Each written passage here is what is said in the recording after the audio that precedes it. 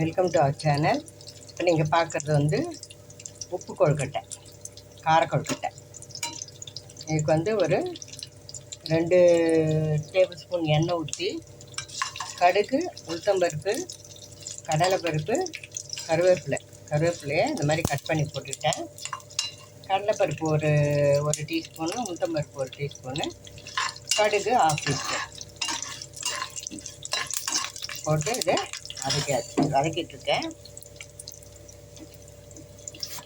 இந்த மாவு வந்து இதில் மிக்சியில் வந்து ஒரு 1.5 அளவுக்கு மாவு, கடையில் வாங்கின மாவு தான் அது.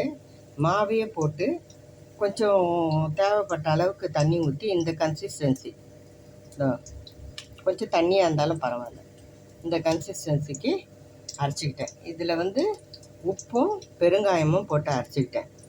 எங்களுக்கு வந்து மிளகா வேணான்றதுக்காக நாங்கள் பச்சை மிளகாவோ காஞ்ச மிளகாவோ எதுவுமே போடலை. நீங்கள் வேணுன்றவங்க இதில் தூள் போட்டு வெறும் மிளகாத்தூள் போட்டு அரைச்சிக்கலாம், இல்லை இதில் காஞ்ச மிளகா போட்டும் தாளிச்சிக்கலாம். நான் வெறும் உப்பும் பெருங்காயம் மட்டும் போட்டு அரைச்சிக்கிட்டுருக்கேன். கடுகு, கடலைப்பருப்பு, கருவேப்பிலை, கொஞ்சம் உளுத்தம்பருப்பு இதெல்லாம் தாளிச்சிக்கிட்டேன். நாங்கள் காரம் ரொம்ப சாப்பிட மாட்டோம், குழந்தைங்களுக்கும் தைரியமாக கொடுக்கலாம் அப்படின்றதுக்காக. இப்போ இது பாருங்கள், செவந்து போச்சு. இப்போ நம்ம இந்த மாவை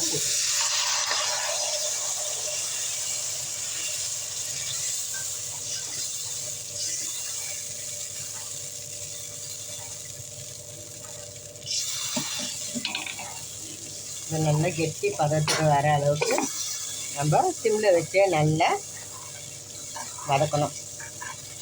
கிண்டிக்கிட்டே இருந்தோம்னா அது வந்து நல்லா கெட்டி பதத்துக்கு வரும், மாவும் வெந்து வரும். அதுக்கப்புறம் நம்ம உருண்டை பிடிச்சி இட்லி பானையிலையோ இல்லை எதுலையோ ஸ்டீம் பண்ணி எடுத்துக்க வேண்டியது தான். இது வந்து நான் அரைக்கும் போது ஏன் காமிக்கலன்னா, வெறும் கடையில் வாங்கின மாவை தான் வந்து நான் தண்ணி ஊற்றி அரைச்சிட்டேன். இது வந்து ஊற வைக்க வேண்டிய வேலை கிடையாது, சட்டுன்னு அரைச்சிக்கலாம் போட்டு. ரொம்ப ஈஸியான ஒரு கொழுக்கட்டை, யார் வேணாலும் பண்ணலாம்.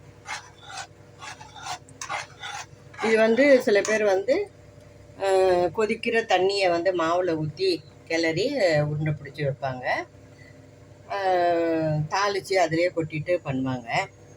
பட் இப்படி பண்ணோம்னா நமக்கு மாவு நல்லா இதுலேயே வெந்து வரும், நல்லா வெந்து வரும். அதுக்கப்புறம் ஆவி கட்டினோம்னா நல்லாயிருக்கும், கொழுக்கட்டை சாஃப்டாக இருக்கும்.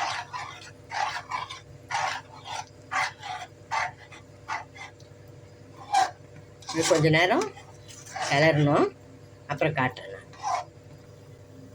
பாருங்கள், நல்லா வெந்து வந்துடுச்சு மாவு. இப்போவே வந்து நல்லா அந்த கண்ணாடி பதத்துக்கு வந்துடுச்சு பாருங்கள். இந்த வெள்ளை கலர் போய் இந்த ஒரு கண்ணாடி பதத்துக்கு வந்துடுச்சு. இதுதான் அப்படியே தொட்டால் ஒட்டக்கூடாது, தண்ணி தொட்டு பார்க்கணும். ஒட்டாமல் வந்ததுன்னா நான் ஸ்டவ் ஆஃப் பண்ணிடுறேன். இது கொஞ்சம் ஆறுன விட்டு கொழுக்கட்டையாக பிடிச்சி வச்சுக்க வேண்டியதான் நம்ம. அவ்வளோதான். பாருங்கள், கெட்டியாக வந்துடுச்சு நல்லா. ஸ்டவ் ஆஃப் பண்ணிட்டேன். ஆற விட்டு நான் ஸ்டீம் பண்ணி காட்டுறேன்.